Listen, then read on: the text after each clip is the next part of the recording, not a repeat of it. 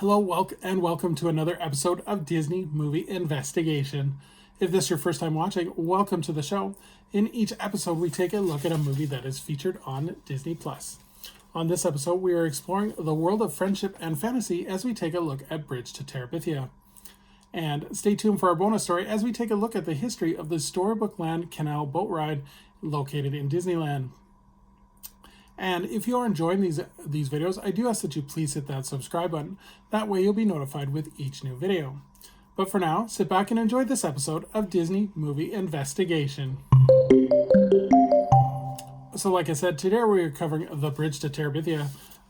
This movie was released on February 16th, 2007, and it was directed by Gabor Cuspo. It is based on the novel The Bridge to Terabithia by Catherine Paterson. The production companies was Walden Media, and it was distributed by Buena Vista Distribution.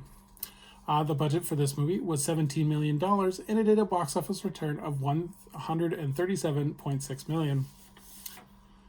In terms of the production, the film was actually directed by Rugrats co-creator Gabor Cuspo, and he was actually recommended the job from Walden Media president Cary Grant. The cinematographer, Michael Chapman, would retire actually after this film, saying that this was the story he had been waiting his entire life to do. The screenplay was written by David L. Patterson, who is actually the son of the original novelist Catherine Patterson. The story was based on his real-life best friend as a child named Lisa Hill, but Patterson struggled to writing about the Terabithia scenes, so they brought in screenwriter Jeff Stockwell, who would handle the Terabithia fantasy scenes. The film would be shot in Auckland, New Zealand, and in 60 days, as well as 10 weeks of special effects work. Weta Digital was hired to complete the 3D animation, and the score was composed by Aaron Zigman, who would take over for Alison Cross, who had actually left the project. Zigman would score this movie and Flicka both at the same time. A soundtrack would be released on February 13th, 2007 by Hollywood Records. There was some criticism with this film in terms of the promotion by the filmmakers. They criticized as the ads were often misleading, focusing on the fantasy world as opposed to the story of the two leads forming a friendship. But let's take a look at the cast. So we have Josh Hutcherson, who plays Jesse, AnnaSophia Robb, who plays Leslie, Bailey Madison, who plays Maybelle Aarons, Zoe Deschanel, who plays Miss Edmonds, Robert Patrick, who plays Jack Aarons, and Kate Butler, who plays Mary Aarons. In terms of the plot, growing up in the redneck country isn't easy for Jesse Aarons, with a father struggling to make ends meet and two arrogant bigger sisters. In class, though, he bonds with a cheeky newcomer named Leslie Burke, whose writer parents moved into the neighboring home. Despite her taking prestige by beating him in a school race, they develop a friendship, having wandered off into the woods after school, and they invent a fantasy land called Terabithia. This is a land where they can be superheroes of imaginary feral races, and together they also stand up against school bullies, but tragedy strikes and Jesse must adjust again. So in terms of, there's not really a lot of trivia for this movie. It was simple as it gets in terms of Disney promotion and everything. Would I recommend this movie? I think this movie is kind of a sleeper hit. It often gets overlooked. I really like the story about developing a friendship, and I love how the power of imagination is to help bond this friendship between Jesse and Leslie. Both Hutchinson and Sophia Robb do a great performance, and they're able to create an emotional story arc that's really empowering for the audience to see develop. I understand looking at the trailer how this movie was misrepresented. The trailer is showing that they kind of go into this mysterious land, kind of like Narnia, but it's actually not what the movie is about at all. The Terabithia is the glue that brings the friendship together, but it is more about a story about friendship and a story about how to kind of develop a friendship in challenging times. So definitely recommend this movie, as I think there's a lot for the whole family to enjoy. But let's move on to our bonus story as we take a look at the Storybook Land Canal Boat Ride. This is an attraction located both in Disneyland and Disneyland Paris. guests aboard a slow-moving boat wandering through a canal featuring several scenes from Disney films.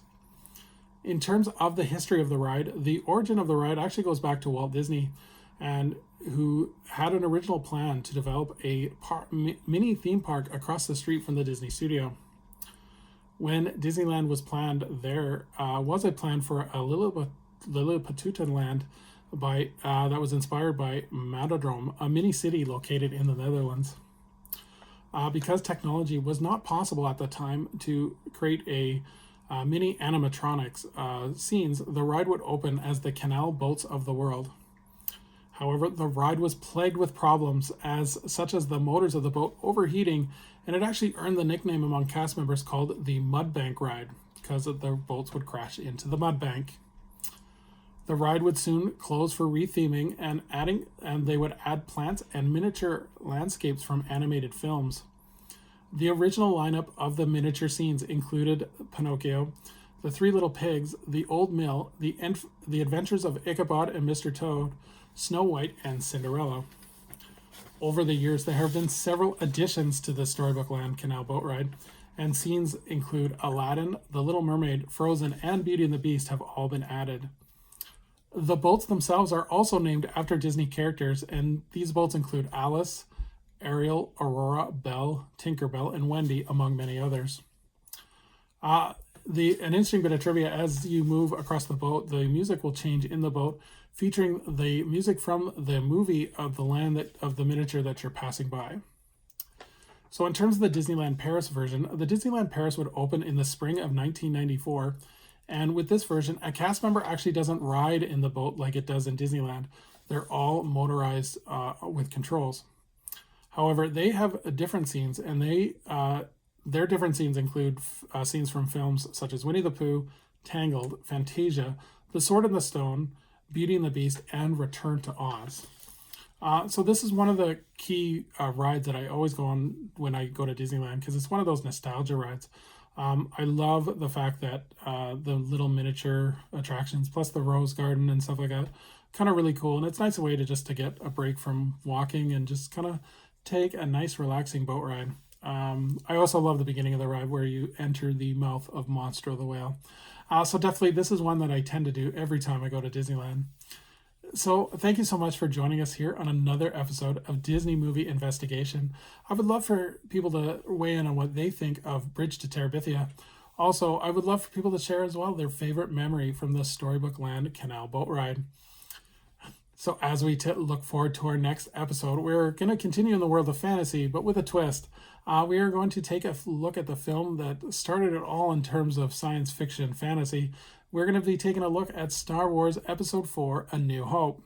So until next time, I hope you have a magical day, and we will see you real soon.